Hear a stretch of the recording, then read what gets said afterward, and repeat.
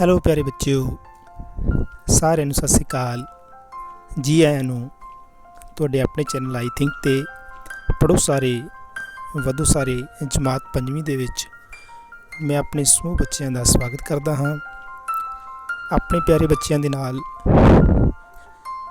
ਉਹਨਾਂ ਦੇ ਮਾਤਾ ਪਿਤਾ, ਤੁਹਾਡੇ ਛੋਟੇ ਵੱਡੇ ਭੈਣ ਭਰਾ ਅਤੇ ਮੇਰੇ ਬਹੁਤ ਹੀ ਸਤਿਕਾਰਤ ਅਧਿਆਪਕ ਸਾਥੀ ਸਾਰਿਆਂ ਨੂੰ ਮੈਂ ਜੀ ਆਇਆਂ ਨੂੰ ਕਹਿੰਦਾ।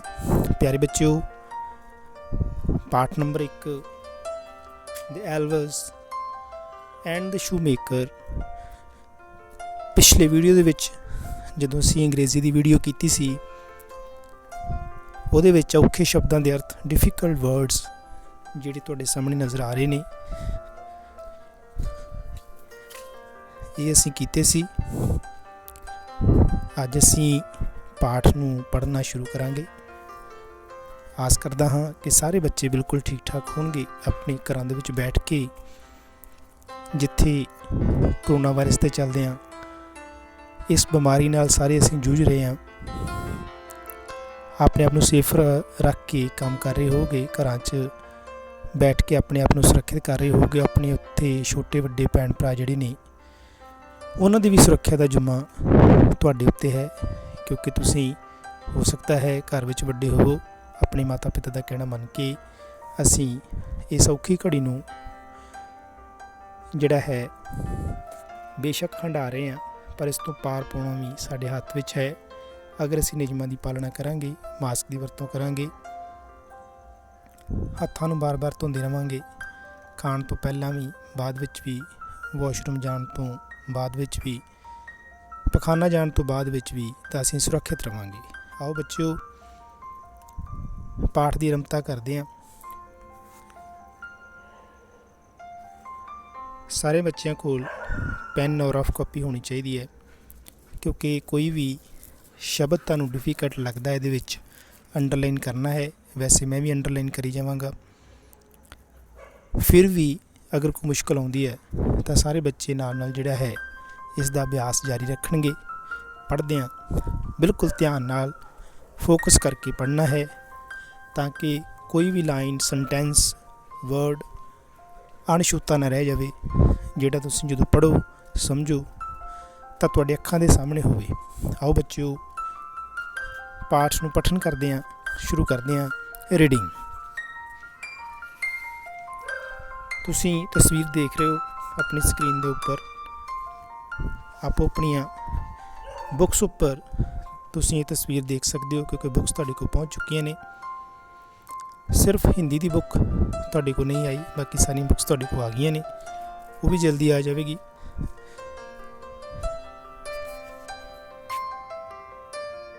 ਪਾਠ ਨੂੰ ਸ਼ੁਰੂ ਕਰਦੇ ਹਾਂ ਬੇਟਾ। ਧਿਆਨ ਸਾਰਿਆਂ ਦਾ ਉੱਪਰ ਹੋਣਾ ਚਾਹੀਦਾ ਹੈ, ਕਾਪੀ ਪੈਨ ਤੁਹਾਡੇ ਕੋਲ ਹੋਣਾ ਚਾਹੀਦਾ ਹੈ, ਬੁੱਕ ਤੁਹਾਡੇ ਕੋਲ ਆ ਗਈ ਹੈ, ਖੁੱਲ੍ਹੀ ਹੋਣੀ ਚਾਹੀਦੀ ਹੈ। ਆਓ ਸ਼ੁਰੂ ਕਰਦੇ ਹਾਂ। Once there was a shoemaker। ਇੱਕ ਵਾਰ ਦੀ ਗੱਲ ਹੈ, ਇੱਕ ਜੁੱਤੀਆਂ ਬਣਾਉਣ ਵਾਲਾ, ਜੁੱਤੇ ਬਣਾਉਣ ਵਾਲਾ, ਬੂਟ ਬਣਾਉਣ ਵਾਲਾ ਸੀ। He became so poor। ਉਹ ਇੰਨਾ ਜ਼ਿਆਦਾ ਗਰੀਬ ਬਣ ਗਿਆ that he had nothing left to run his family।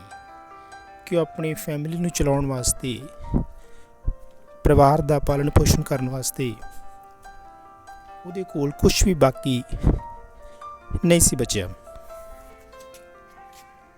but only enough leather for just one part of shoes। ਜੁੱਤਿਆਂ ਦੇ ਕੁਝ ਹਿੱਸਿਆਂ ਦਾ ਕੁਝ ਹੀ ਚਮੜਾ ਉਹਦੇ ਕੋਲ ਬਾਕੀ ਸੀ, ਬਕਾਇਆ ਸੀ, ਜਿਹੜਾ ਉਹਦੇ ਕੋਲ ਬਚਿਆ ਸੀ। ਸੋ ਇਨ ਦ ਈਵਨਿੰਗ, ਸ਼ਾਮ ਨੂੰ,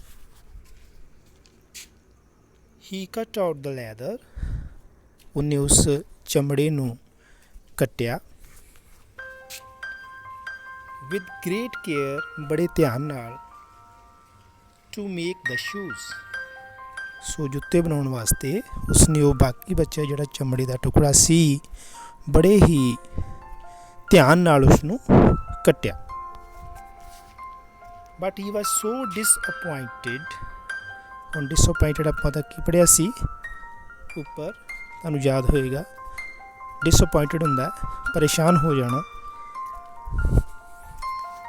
that he left his work, ਕਿ ਉਸਨੇ ਆਪਣਾ ਕੰਮ ਵਿੱਚ ਹੀ ਛੱਡ ਦਿੱਤਾ। on the table, ਟੇਬਲ ਦੇ ਉੱਤੇ, ਟੇਬਲ ਉੱਤੇ ਉਸਨੇ ਆਪਣਾ ਕੰਮ ਛੱਡ ਦਿੱਤਾ। to finish in the morning, ਕਿ ਉਹ ਉਸਨੂੰ ਅਗਲੀ ਸਵੇਰ ਜਿਹੜਾ ਉਹ ਕਰੇਗਾ। ਉਹ ਇੰਨਾ ਡਿਸਅਪੁਆਇੰਟਡ ਹੋਇਆ, ਇੰਨਾ ਪਰੇਸ਼ਾਨ ਹੋਇਆ, ਇੰਨਾ ਉਹਦਾ ਦਿਲ ਬੁਝਿਆ ਕਿ ਉਸਨੇ ਉਹ ਚਮੜੇ ਦਾ ਟੁਕੜਾ ਉੱਥੇ ਹੀ ਰਹਿਣ ਦਿੱਤਾ ਤਾਂ ਕਿ ਅਗਲੀ ਸਵੇਰ ਜਿਹੜਾ ਹੈ ਉਸ ਨੂੰ ਪੂਰਾ ਕਰ ਸਕੇ। ਉਸਨੇ ਉਹ ਕੰਮ ਉੱਥੇ ਹੀ ਰਹਿਣ ਦਿੱਤਾ ਜਿਹੜਾ ਕਿ ਉਸਨੇ ਚਮੜਾ ਕੱਟਣ ਦਾ ਕਰ ਰਿਹਾ ਸੀ। He was almost in tears, almost ਹੁੰਦਾ ਲਗਭਗ, ਨੇੜੇ ਤੇੜੇ।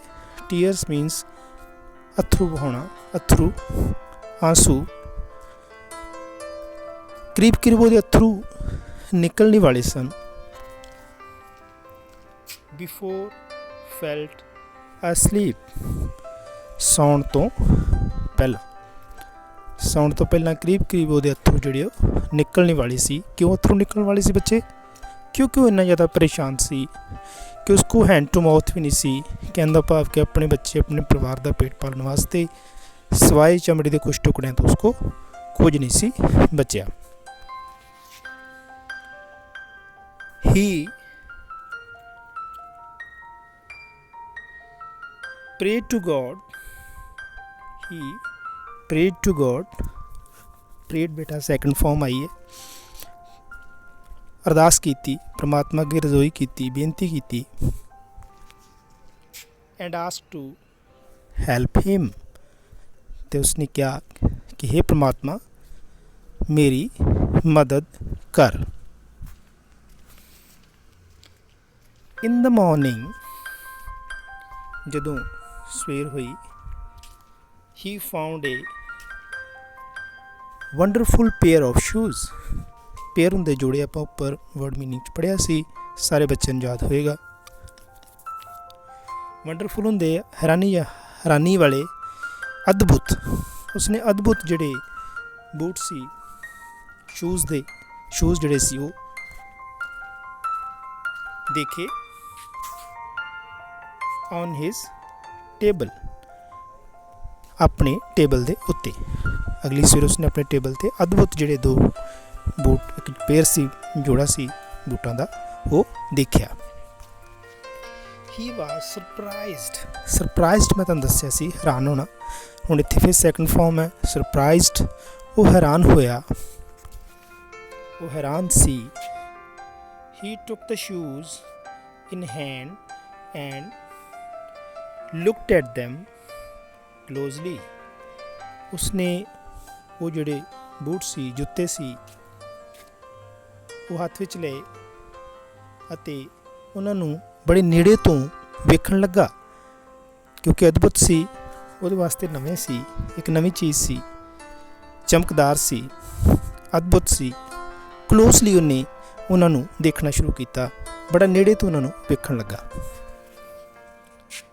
they were so neatly made, ਉਹ ਇੰਨੀ ਸਫਾਈ ਨਾਲ ਬਣਾਏ ਗਏ ਸਨ that there was not even one bad stitch on them, stitch ਹੁੰਦਾ ਸੀ ਉਹਨਾਂ, ਕਿ ਕੋਈ ਵੀ ਉਸਦੀ ਸਿਲਾਈ ਜਿਹੜੀ ਸੀ ਬੁਰੀ ਤਰ੍ਹਾਂ ਨਾਲ ਬਾਹਰ ਜਾਂ ਅੰਦਰ ਨਜ਼ਰ ਨਹੀਂ ਸੀ ਆ ਰਹੀ।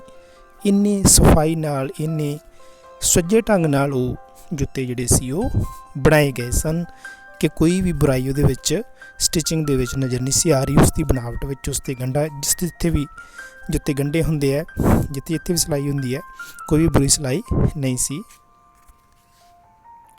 The pair of shoes was indeed a masterpiece, ਅਸੀਂ ਪੜ੍ਹ ਕੇ ਆਏ ਸੀ ਉੱਪਰ।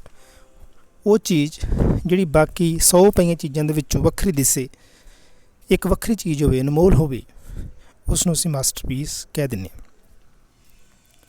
ਸੋ ਇਹ ਜਿਹੜਾ ਪੇਅਰ ਸੀ ਜੁੱਤਿਆਂ ਦਾ, ਇਹ ਵਾਕਈ ਹੀ ਇੰਡੀਡ ਕੀ ਹੁੰਦਾ।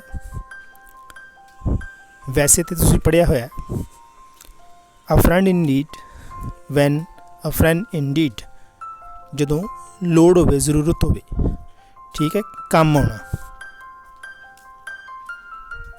ਵਾਕਈ ਹੀ ਇੱਥੇ ਆਏਗਾ, ਵਾਕਈ ਹੀ ਇਹ ਜੁੱਤੇ ਜਿਹੜੇ ਸੀ ਇੱਕ ਮਾਸਟਰਪੀਸ ਸੀ, ਯੂਨੀਕ, ਵੱਖਰੀ ਚੀਜ਼ ਸੀ।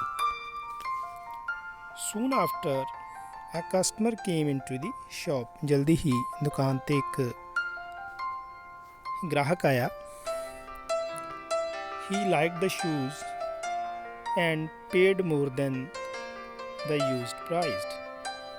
ਉਸਨੇ ਜਿੰਨੇ ਵੀ ਜੁੱਤੇ ਦੀ ਕੀਮਤ ਹੈ ਉਸ ਤੋਂ ਕਈ ਗੁਣਾ ਵੱਧ ਕੀਮਤ ਜਿਹੜੀ ਸੀ ਉਸ ਨੂੰ ਪੇ ਕਰਨੀ ਚਾਹੀ ਸ਼ੂਮੇਕਰ ਨੂੰ।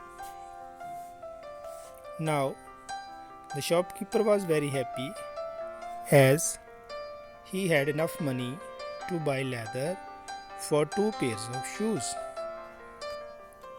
ਹੁਣ ਉਹ ਦੁਕਾਨਦਾਰ, ਉਹ ਸ਼ੂਮੇਕਰ ਬੜਾ ਖੁਸ਼ ਸੀ ਕਿ ਉਸ ਕੋਲ ਹੁਣ ਕਾਫੀ ਪੈਸੇ ਆ ਗਏ ਸਨ ਕਿ ਉਹ ਹੋਰ ਚਮੜਾ ਜਿਹੜਾ ਹੈ ਖਰੀਦ ਸਕਦਾ ਸੀ, ਹੋਰ ਜੁੱਤਿਆਂ ਦੇ ਵਾਸਤੇ, ਬੂਟਾਂ ਦੇ ਵਾਸਤੇ ਲੈਦਰ ਲੈ ਸਕਦਾ ਸੀ।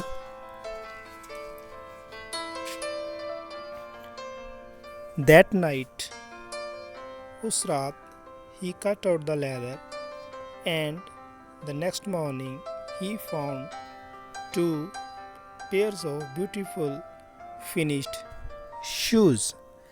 ਇਸੇ ਤਰ੍ਹਾਂ ਹੀ ਉਸਨੇ ਜਿਸ ਤਰ੍ਹਾਂ ਪਿਛਲੀ ਰਾਤ ਚਮੜਾ ਕੱਟਿਆ ਸੀ ਜੋੜੇ ਬਣਾਉਣ ਵਾਸਤੇ, ਬੂਟ ਬਣਾਉਣ ਵਾਸਤੇ,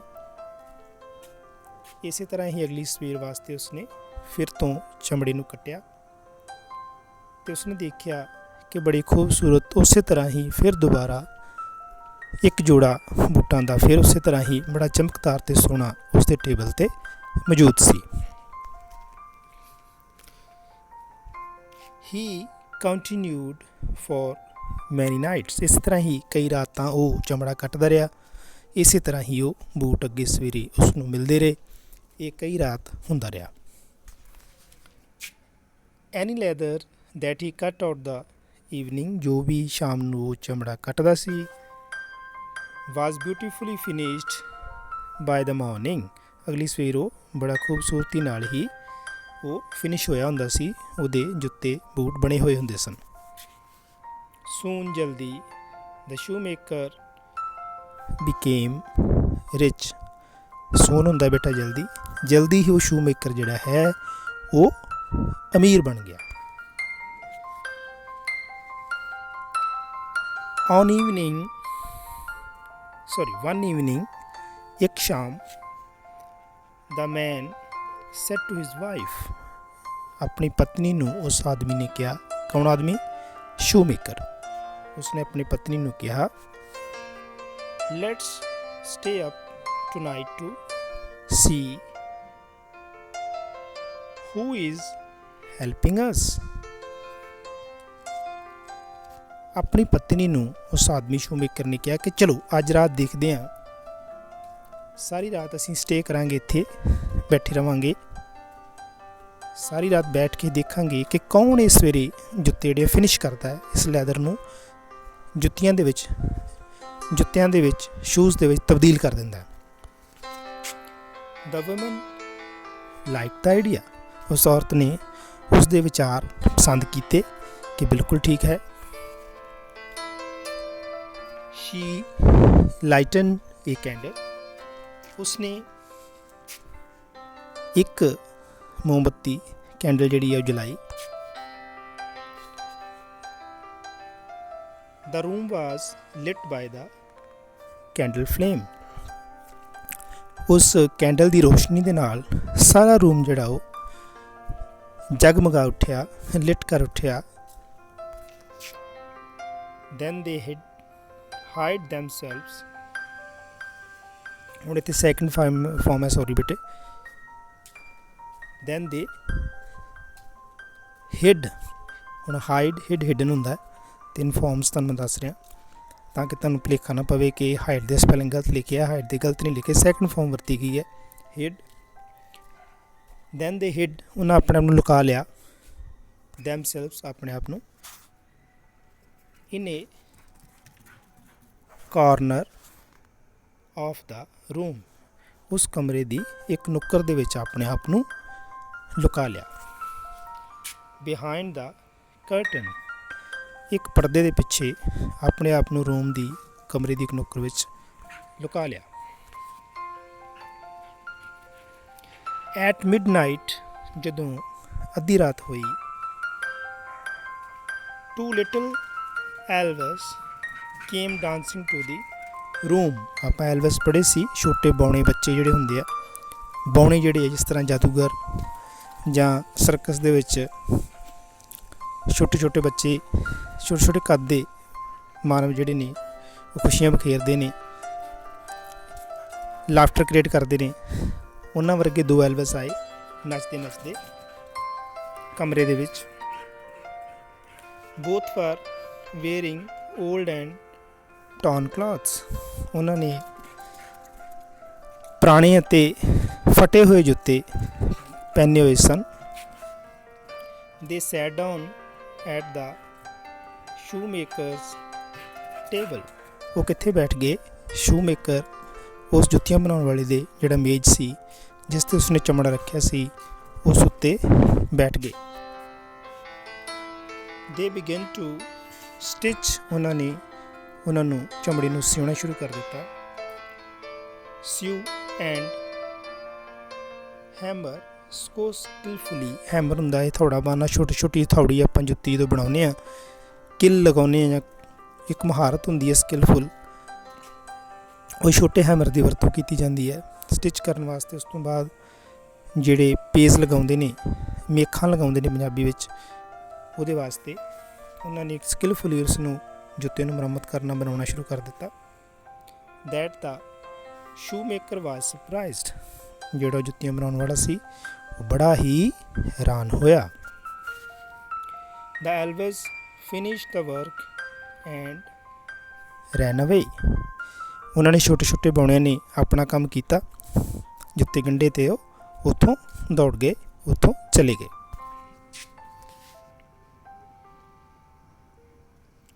ਦਾ ਵਿਮਨ ਸੈਡ, ਔਰਤ ਨੇ ਕਿਹਾ, ਇਹ ਕੌਣ ਔਰਤ ਸੀ? ਸ਼ੂਮੇਕਰ ਦੀ ਪਤਨੀ।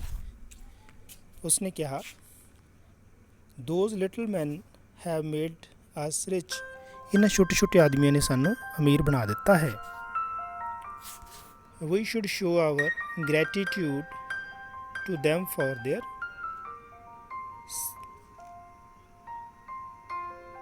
ਸੈਲਫਲੈਸ ਸਰਵਿਸ, ਬਿਨਾਂ ਕਿਸੇ ਮੁਫਾਦ ਤੋਂ, ਬਿਨਾਂ ਕਿਸੇ ਲਾਲਚ ਤੋਂ, ਜਿਹਨਾਂ ਉਹਨੇ ਵਾਸਤੇ ਸਾਡੇ ਵਾਸਤੇ ਕੰਮ ਕੀਤਾ ਹੈ, ਸਾਨੂੰ ਉਸ ਦਾ ਧੰਨਵਾਦ ਕਰਨਾ ਚਾਹੀਦਾ ਹੈ। ਗ੍ਰੈਟੀਟਿਊਡ ਹੁੰਦਾ ਮਾਣ ਸਨਮਾਨ ਦੇਣਾ, ਸ਼ੁਕਰਾਨਾ ਕਰਨਾ, ਸਾਨੂੰ ਉਹਨਾਂ ਦਾ ਸ਼ੁਕਰਾਨਾ ਕਰਨਾ ਚਾਹੀਦਾ ਹੈ ਕਿ ਉਹਨਾਂ ਨੇ ਬਿਨਾਂ ਕਿਸੇ ਮਤਲਬ ਤੋਂ ਸਾਡੇ ਵਾਸਤੇ ਕੰਮ ਕੀਤਾ ਹੈ। I will make little shirts, coats, vests, trousers and pair of socks for them, ਉਸਨੇ ਕਿਹਾ, ਮੈਂ ਉਹਨਾਂ ਵਾਸਤੇ ਛੋਟੇ ਛੋਟੇ ਸ਼ਰਟਸ ਬਣਾਵਾਂਗਾ, ਕੋਟ ਬਣਾਵਾਂਗਾ, ਵੈਸਟ ਬਣਾਵਾਂਗਾ, ਟਰਾਊਜ਼ਰਸ ਬਣਾਵਾਂਗਾ, ਐਂਡ ਪੇਅਰ ਆਫ ਸੌਕ, ਅਤੇ ਇੱਕ ਜੁਰਾਬਾਂ ਦਾ ਜੋੜਾ ਵੀ ਜਿਹੜਾ ਉਹਨਾਂ ਵਾਸਤੇ ਬਣਾਵਾਂਗਾ।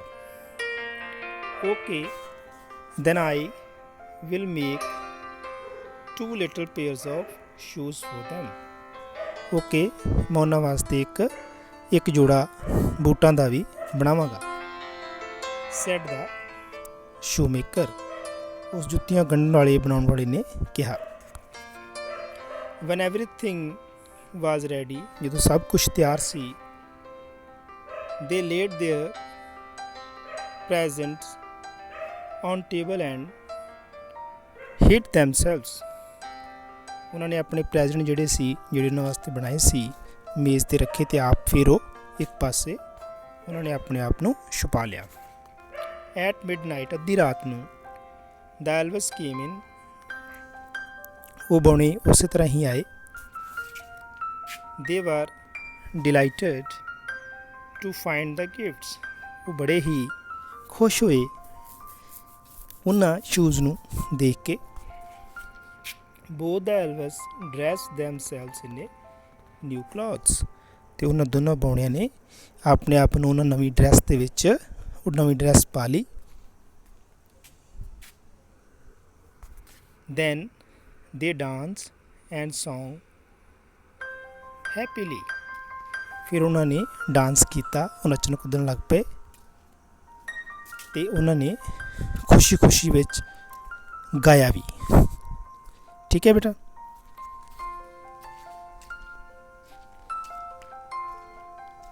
Now we are so fine to see. ਸਾਨੂੰ ਤੁਹਾਨੂੰ ਦੇਖਣਾ ਹੁਣ ਸਾਨੂੰ ਕਿੰਨਾ ਚੰਗਾ ਲੱਗ ਰਿਹਾ ਹੈ। Graceful, cheerful and thankful we are. ਉਹ ਇਹ ਗਾਣਾ ਗਾ ਰਹੇ ਆ ਬੱਚਿਓ, ਇੱਕ ਰਾਈਮ ਦੇ ਰੂਪ 'ਚ ਉਹ ਗਾਣਾ ਗਾ ਰਹੇ ਆ। ਕੀ ਗਾ ਰਹੇ ਆ? Now we are so free to see, graceful, cheerful and thankful are we. ਕਿ ਅਸੀਂ ਤੁਹਾਡੇ ਧੰਨਵਾਦੀ ਹਾਂ, ਤੁਹਾਡਾ ਮਾਣ ਸਤਿਕਾਰ ਕਰਦੇ ਹਾਂ। ਠੀਕ ਹੈ। They danced out of the doors. ਉਹ ਨੱਚਦੇ ਨੱਚਦੇ ਕਮਰੇ ਤੋਂ ਬਾਹਰ ਚਲੇ ਗਏ। And did not came anymore. And the shoemaker lived happily forever. ਇਸ ਤਰ੍ਹਾਂ ਉਹ ਨੱਚਦੇ ਨੱਚਦੇ ਗਾਉਂਦੇ ਗਾਉਂਦੇ ਕਮਰੇ ਤੋਂ ਬਾਹਰ ਚਲੇ ਗਏ ਅਤੇ ਉਸ ਤੋਂ ਬਾਅਦ ਉਹ ਸ਼ੂਮੇਕਰ ਜਿਹੜਾ ਸੀ ਖੁਸ਼ੀ ਖੁਸ਼ੀ ਹਮੇਸ਼ਾ ਲਈ ਇਸ ਤਰ੍ਹਾਂ ਉਹ ਰਹਿਣ ਲੱਗ ਪਿਆ, ਕਿਉਂਕਿ ਉਹ ਅਮੀਰ ਬਣ ਚੁੱਕਾ ਸੀ। ਉਸ ਦੇ ਸਾਰੇ ਦੁੱਖ ਦੂਰ ਹੋ ਚੁੱਕੇ ਸਨ ਇਹਨਾਂ ਐਲਵਿਸ ਦੇ ਆਉਣ ਦੇ ਨਾਲ, ਬਾਉਣਿਆਂ ਦੇ ਆਉਣ ਦੇ ਨਾਲ। ਸੋ ਇਸ ਬੱਚਿਓ ਅੱਜ ਦਾ ਪਾਠ ਜਿਹੜਾ ਅਸੀਂ ਪੜ੍ਹਿਆ ਇੰਗਲਿਸ਼ ਦਾ, the elves and the shoemaker. ਹੁਣ ਤੁਹਾਡੇ ਵਾਸਤੇ ਬੱਚਿਓ ਕੀ ਕੰਮ ਹੈ, ਕਿਉਂਕਿ ਵੀਡੀਓ ਥੋੜ੍ਹੀ ਜਿਹੀ ਲੰਬੀ ਹੈ, ਤੁਸੀਂ ਖੁਦ ਵੀ ਇਸ ਨੂੰ ਪਾਠ ਨੂੰ 3 ਤੋਂ 4 ਵਾਰੀ ਪੜ੍ਹਨਾ ਹੈ, ਅਭਿਆਸ ਕਰਨਾ ਹੈ। ਕੋਈ ਸ਼ਬਦ, ਕੋਈ ਸੈਂਟੈਂਸ ਔਖਾ ਲੱਗਦਾ ਹੈ ਉਸ ਨੂੰ ਨੋਟ ਕਰਕੇ ਆਪਣੇ ਅਧਿਆਪਕਾਂ ਨੂੰ ਜ਼ਰੂਰ ਪੁੱਛਿਓ, ਮੈਨੂੰ ਪੁੱਛਿਓ, ਮੇਰੇ WhatsApp ਗਰੁੱਪ 'ਚ ਪੁੱਛਿਓ, ਮੈਂ ਉਹਦਾ ਆਨਸਰ ਜ਼ਰੂਰ ਕਰਾਂਗਾ। ਸੋ ਇਸ ਆਸ ਨਾਲ ਕਿ ਤੁਸੀਂ ਮੇਰੀ ਗੱਲ ਮੰਨੋਗੇ, ਆਪਣੇ ਮਾਪਿਆਂ ਦੀ ਗੱਲ ਮੰਨੋਗੇ, ਘਰਾਂ ਵਿੱਚ ਸੇਫ ਅਤੇ ਸੁਰੱਖਿਅਤ ਰਹਿਣ ਲਈ ਮਾਸਕ, ਹੱਥਾਂ ਨੂੰ ਸੈਨੀਟਾਈਜ਼ ਕਰਕੇ ਫਿਰ ਹੀ ਖਾਣਾ ਖਾਓਗੇ, ਬਾਹਰ ਨਹੀਂ ਨਿਕਲੋਗੇ। ਅਗਲੀ ਵੀਡੀਓ 'ਚ ਫਿਰ ਮਿਲਾਂਗੇ। ਸਾਰਿਆਂ ਦਾ ਬਹੁਤ ਬਹੁਤ ਧੰਨਵਾਦ। ਸਾਰਿਆਂ ਨੂੰ ਸਤਿ ਸ਼੍ਰੀ ਅਕਾਲ।